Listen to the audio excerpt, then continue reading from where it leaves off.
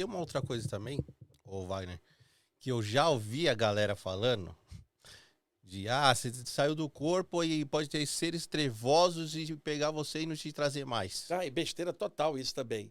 Eu vou repetir, gente. Eu não trabalho só com as saídas do corpo, eu trabalho com desobsessão há anos. Eu estou hiper acostumado com isso na prática há anos. Não é assim, Semente. Tem muito mito. E outra, muita gente que fala isso não teve muita experiência, porque se tivesse não falaria isso. Fica naquela coisa do achismo. Por exemplo, o Semente foi levado por uma entidade, agora ele não volta. Existe uma série de feixes energéticos que interligam o corpo espiritual ao corpo humano.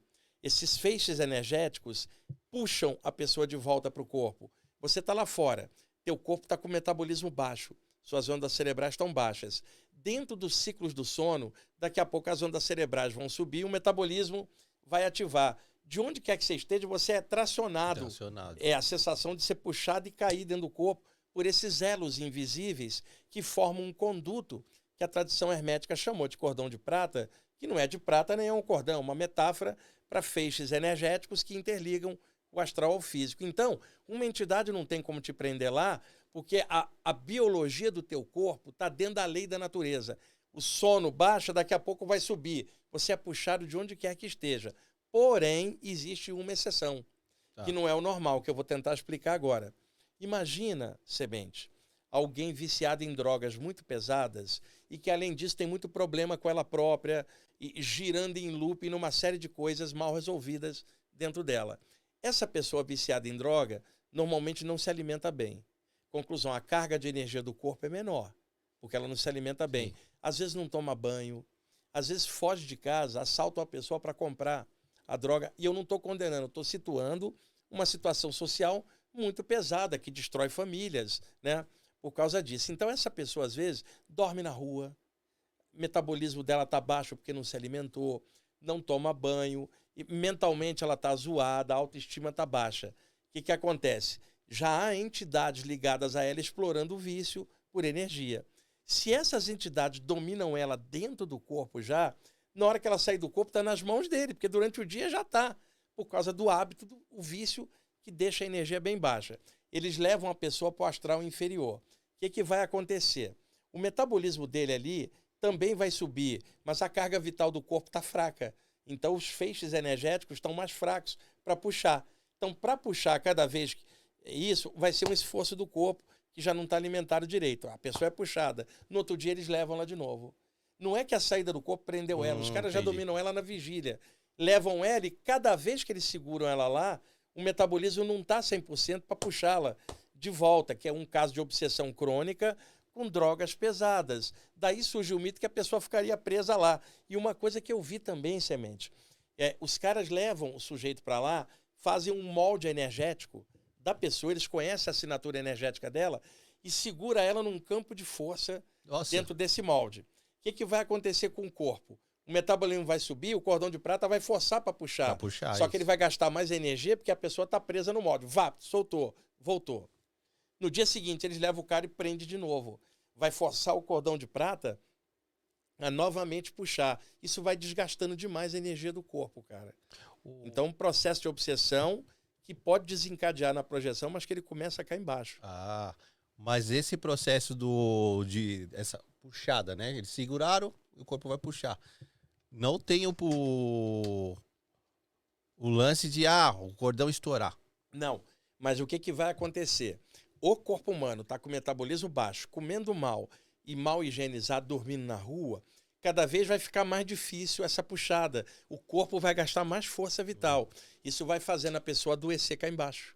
Vai defiando ela, mas qual é a causa, a origem disso? A droga, o vício pesado. E um detalhe, muitos obsessores não gostam que a vítima morra, porque eles perdem a boquinha. Perde a boquinha. Então tem esse detalhe, não é interessante o cara morrer. Eu estava outro dia, Semente, falando numa palestra aí, o pessoal morreu de rir.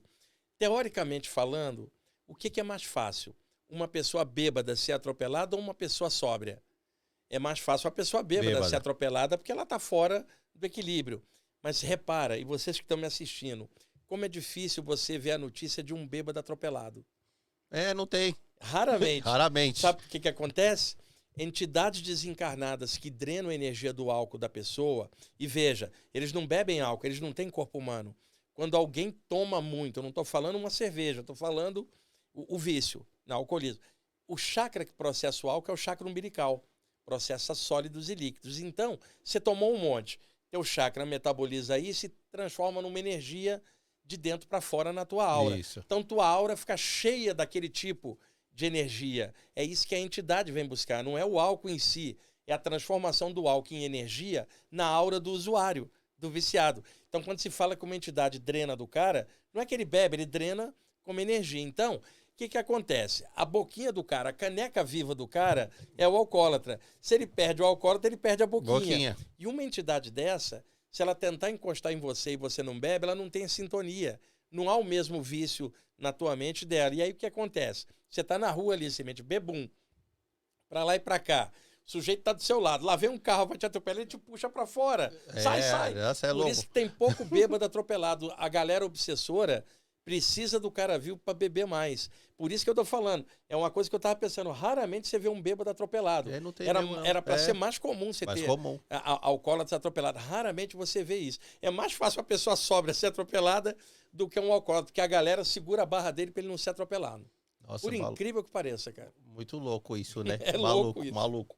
Ô Wagner, quando uma galera que sai do corpo, que tem um vício, vai álcool ou droga, essa galera sempre vai encontrar obsessores? Sempre. Isso é inevitável. Semelhante atrai semelhante. Se você tiver uma carga baixa por causa do uso de álcool ou por causa de uso de cocaína, vamos falar assim, eu estou pegando coisas já bem heavy metal, mais pesadas, dificilmente a pessoa não tem sócios extrafísicos drenando essas energias. Aí, por exemplo, estamos falando isso em aberto. Tá? Aí alguém que está assistindo fala assim, esses caras estão falando de espiritismo ou de umbanda. Não, nós estamos falando de mediunidade que não tem dono nem doutrina. Capacidade humana de ser influenciado por seres extrafísicos. Isso existe em todas as áreas. Você pode encontrar um médium que é muçulmano, médium judeu, médium tibetano. Mediunidade é capacidade, embora uma área ou outra estude mais aquilo. Então eu estou falando, pessoal, de algo constatado. Olhando a aura de um viciado, dificilmente você não encontra aberturas energéticas por onde entidades entram e saem no campo energético da pessoa. A pessoa é frequentada por companhias deletérias de outro plano, cara. Médiuns vão confirmar isso, clarividente de áreas diferentes. É uma das coisas que mais dá trabalho, porque, semente, se você tem uma ferida aberta e ela está cheia de moscas, se você tirar a mosca e não fechar a ferida, virão outras moscas. Isso. O que acontece? Para você ajudar alguém muito viciado, você tira as entidades em volta, se ele continuar no vício, vem outras. Então, por exemplo, no caso de um alcoólatra, não adianta você dar um passe nele. Não adianta tentar clarear o cara não quer parar. Agora, quando quer parar, ele abre uma sintonia para você ajudar. Então, por exemplo, qual a melhor ajuda para um alcoólatra? Apoio da família para lutar contra o vício. Alcoólicos Anônimos, que é super organizado e dá apoio para a pessoa que quer parar. Então, se a pessoa quer parar, batalha por ela, luta por ela, leva no Alcoólicos Anônimos, dá força, leva no terapeuta, faz terapia, mas dá um jeito para ajudar a pessoa a enfrentar. Se a pessoa não quiser enfrentar, não vai fechar a ferida por onde vem as moscas. E aí fica mais difícil. Muita gente quer tirar as entidades, mas não quer mudar nada.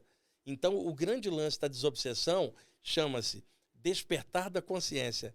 Desde o momento que você melhora, os caras não conseguem sintonia mais para poder encaixar a semente. Não, e pior que é verdade. A pessoa, já ouvi bastante gente, preciso fazer uma limpeza, né?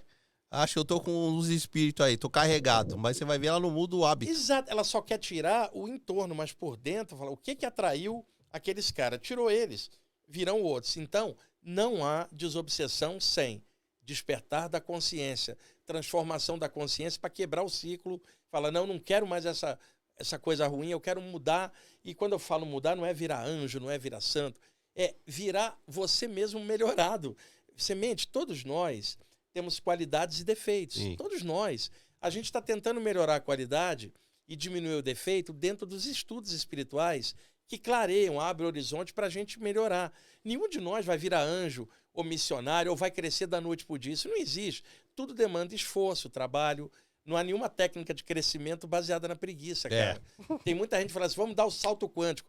Eu tenho visto muita gente falar na internet de salto quântico da consciência. Só que tem um detalhe, Semente. As pessoas que falam de salto quântico, nem elas deram o salto quântico. Como é que vai ensinar para o outro? Como é que eu sei que a pessoa não deu salto quântico? Eu trabalho com isso, eu olho, falo, essa pessoa não está à altura do que ela está falando. Sabe quem deu salto quântico? Siddhartha Gautama, que antes de Cristo alcançou o estado de Budi, que em sânscrito é iluminação, e aí passaram a chamá-lo de O Buda, que é um título para quem alcançou o estado de Budi.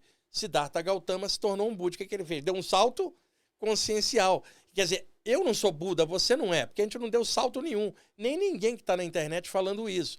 Agora, eu entendo que as pessoas estão falando, muda alguma coisa, cresce. O que eu estou querendo dizer, não é da noite para o dia, você não vai passar para a quinta dimensão da noite para o dia, não tem nada disso. Você não vai ascensionar da noite para o dia, isso leva vidas.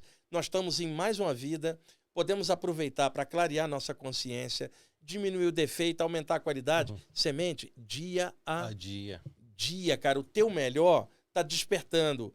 Mas não é o melhor diante do universo, é o teu melhor enquanto semente.